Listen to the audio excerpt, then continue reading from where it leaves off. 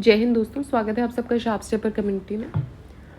हम डिस्कस कर रहे थे मिसलेनियस पोर्शन ऑफ बायोलॉजी और वो हम स्टार्ट करेंगे आज। इसके अलावा हम डिस्कस कर रहे हैं पॉलिटी और 4 कंप्लीट प्लेलिस्ट भी अवेलेबल हैं हिस्ट्री, इकोनॉमिक्स, इकोलॉजी और ज्योग्राफी की, जो आप चेक कर सकते हैं। ठीक है, तो let's start from this. Question number 101, match list 1 with list 2 and select the correct answer using the codes given below. List 1 में इंस्टीट्यूट्स हैं, लिस्ट 2 में लोकेशंस हैं। Central institute of medicinal and aromatic plants, centre for DNA fingerprinting and diagnostics, institute of microbial technology and national Institute of immunology. ठीक है, so okay, तो देखिए central institute of medicinal and aromatic plants ये है लखनऊ में, इसको बोलते हैं सी मैप। उसके बाद centre for DNA printing and diagnostics ये है आपका हैदराबाद में। Institute of microbial technology IMT Chandigarh and NIIM ये है आपका न्यू दिल्ली में, नेशनल इंस्टीट्यूट ऑफ इम्यूनोलॉजी। ठीक है, चलिए next is where is the National Institute of Virology situated. तो ये आपका आ जाएगा पुणे में। National Institute of Virology situated in Pune. It is a part of Indian Council of Medical Research ICMR। पहले इसको वायरस रिसर्च सेंटर बोलते थे, which was found in collaboration with the Rockefeller Foundation and it has been designated as a WHO H5 reference laboratory for South East Asia region. Right, next DNA fingerprinting and diagnostics research centre is situated at, so अभी हमने देखा हैदराबाद। ये एक Indian biotechnological research centre है which is located in Hyderabad, India, operated by the department of biotechnology, ministry of science and technology. Next, match list 1 with list 2 and select the correct answer from the codes given below. FAO headquarters हो जाएंगे आपके Rome में। Central Agmark laboratory, central rice research institute ये है कब का कटक में। International rice research institute की बात करेंगे सो फिलीपींस में है। Then Central Potato Research institute ये है शिमला में। सो एगमार्क लेबोरेटरी हो जाएगी इस हिसाब से नागपुर में।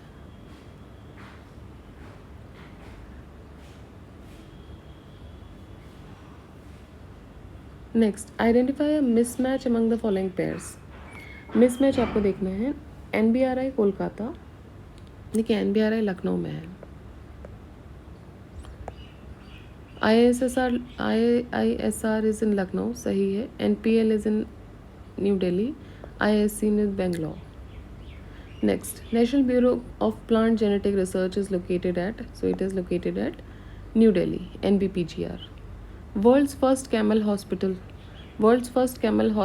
is in Dubai, United Arab Emirates. Its name is Dubai Camel Hospital that exclusively treats the camels. तो ये exclusively सिर्फ camels को ही treat करता है दुबई।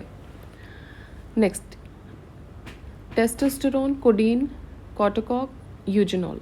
देखिए टेस्टोस्टेरोन क्या है, testosterone is a hormone, codeine is a sedative drug, caoutchouc is a rubber source substance and eugenol is an aromatic oil of clove. Next, anthrax, thalassemia, surrogacy, transgenics. ठीक है, सो anthrax क्या हो जाएगा। Anthrax is a toxin which was used in bio warfare. Next is thalassemia which is a disease due to a defective gene. surrogacy is womb renting and transgenics is signs of altering the genomes. Next, which of the following is not correctly matched? Antifreeze compound, anti-knock agent. Antifreeze compound is ethylene glycol, सही है। Anti-knock agent is tetraethyl lead. Antioxidant is beta carotene. Antibiotics is quinine. देखिए quinine जो होता है, quinine it is basically to treat the malaria fever. तो ये antibiotic नहीं है. So it is a white crystalline alkaloid matter. It is used to treat malaria fever, chills, body ache, swelling. So it is not a antibiotic. In which Indian city the first dinosaurium has been opened? So it was opened in Hyderabad. And this dinosaurium has opened in BM Birla Science Institute Center in Hyderabad. Headquarters of WHO, World Health Organization, is in Geneva. Where was the first dental college of the country founded? Dental college of the country was founded in first dental college. It was founded in Calcutta. Right? Next, by weaving threads of physics, chemistry and biology into a rich tapestry. देखिए first dental college जो था country का वो 1924 में बनाया गया था. Kolkata was a strong centre जब ब्रिटिशर्स इंडिया में रूल कर रहे थे. So it was a strong centre. So Kolkata was selected for it. इसका नाम था R Ahmad dental college. Okay, next देखते हैं. By weaving threads of physics, chemistry and biology into a rich tapestry, this remarkable scientist provided a unifying molecular view of the world. He touted the wonderful properties of vitamin C, first as a cure of common cold and later as preventing the agent against cancer.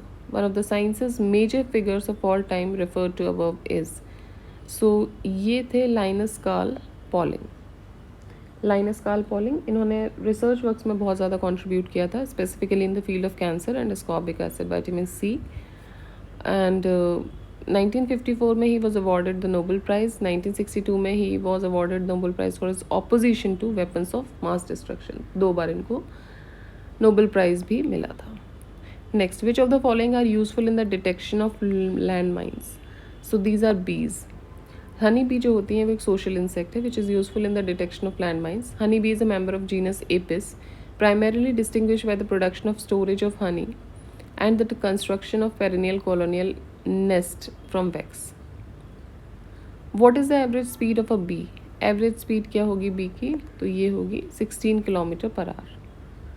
ठीक है, bees जो होती हैं उनकी average speed होती है around 16-15 kilometres per basically hour, 21 kilometre per hour, while the speed in returning with food वो 17 kilometre per our हो जाती है. सो क्लोजेस्ट आंसर इन सब में से 16 था.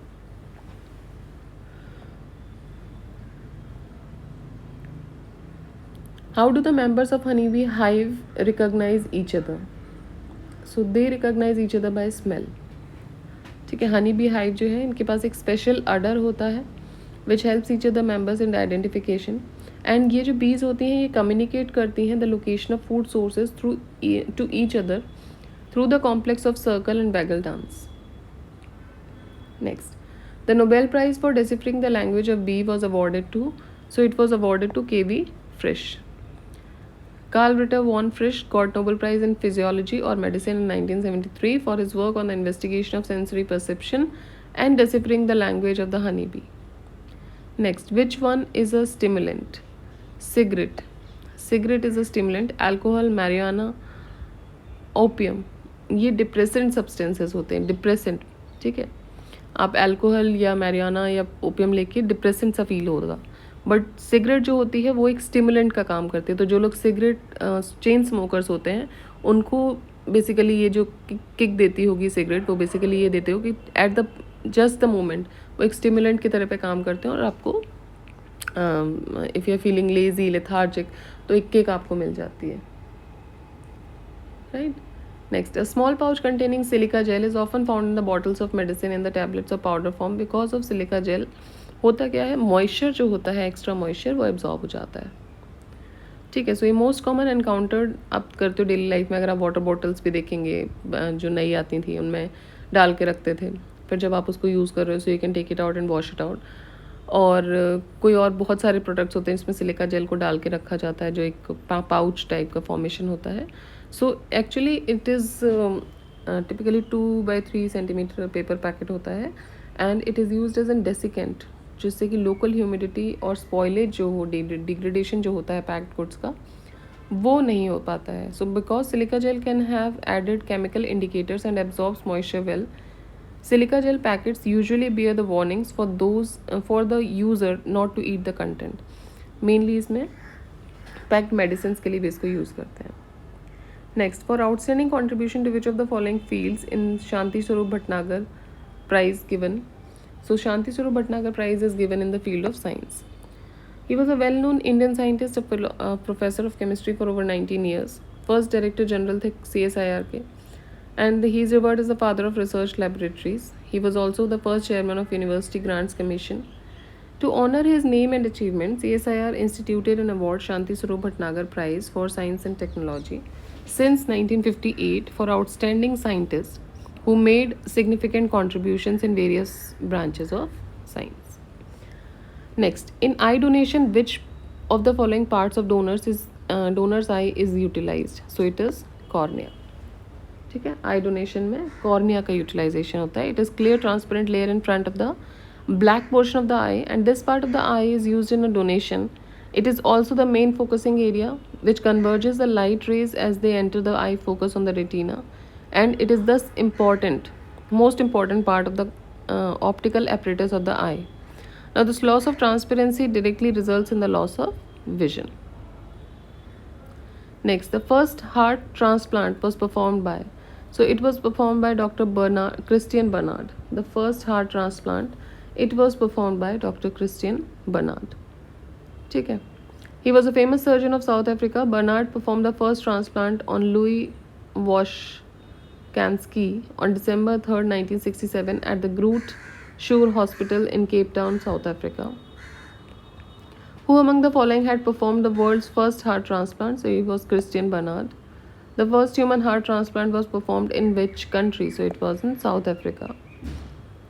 Next, what is Jarvik 7? Jarvik 7 एक artificial heart है. Robert Jarvik is widely known as the inventor of the first successful permanent artificial heart. इसका नाम रखा गया था Jarvik on the name of his surname, मतलब on his surname only. 1982 में the first implantation of Jarvik 7 in the patient Barney Clark caught the attention of media around the world. What is the function of a pacemaker? Pacemaker regulate करता है heartbeat को. So it is a small device that is placed in the chest of the or abdomen to help control the abnormal heart rhythms. ये जो device होता है ये electric impulses को use करता है to promote the heart to beat at normal rate. इसको क्या बोलते हैं? और the other name of pacemaker is SA nodes. So देखिए sinoatrial node इसको SA node भी बोला जाता है. It is the pacemaker of the heart and is responsible for the initiation of the heart. So it is located in the right atrium, right upper chamber of the heart. A man feels unpleasant due to humidity and heat. Reason for this is sweat does not evaporate due to humidity. Sweat does not evaporate due to humidity. A man feels unpleasant due to humidity and heat. ठीक है, ऐसा क्यों होता है? Unpleasant क्यों feel करते हैं humidity और हीट की वजह से? क्योंकि स्वेट जो होता है वो इवेपोरेट नहीं हो पाता है. राइट, ह्यूमिडिटी जब होती है तो मॉइस्चर ऑलरेडी है एटमॉस्फेयर में, तो इवेपोरेशन का पॉसिबिलिटीज़ कम हो जाती हैं. Like in monsoon season already बहुत मॉइस्चर है, सो इवेपोरेशन इस टाइम पर अगर हम गर्मी की बात करें तो इवेपोरेशन रेट बहुत ज़्यादा होता है, बहुत जल्दी होता है. But similar does not happen in the monsoon season. तो वो आपको जो चिप चिप फील होता है उसकी वजह से ज़्यादा अनकम्फर्टेबिलिटी फील होती है. ठीक है. Next, which of the following actions is related with the evaporation of sweat? So it is endothermic reaction or endothermic action. So evaporation of sweat is physical endothermic process or action, and in this process body's heat is evaporated in the form of sweat. Now it means in this process heat is absorbed from the body, cooling it down. The sweat produced on the surface of the skin absorbs heat from the skin to evaporate, thereby it is creating a cooling effect. तो इससे क्या होता है कि cooling effect एक create होता है. Sweating is not an exothermic reaction because it involves physical change only. ठीक है. So this is all from my side for the day. बीच में कुछ दिन वीडियोस नहीं आए again. So because of some health issues it happened. And अभी continue रहेगा ये, and soon हम ये कंप्लीट ही करने वाले हैं ये वाला तो जो घटना चक्र है. So just keep revising, keep studying. Do like the video, share the video and subscribe the channel.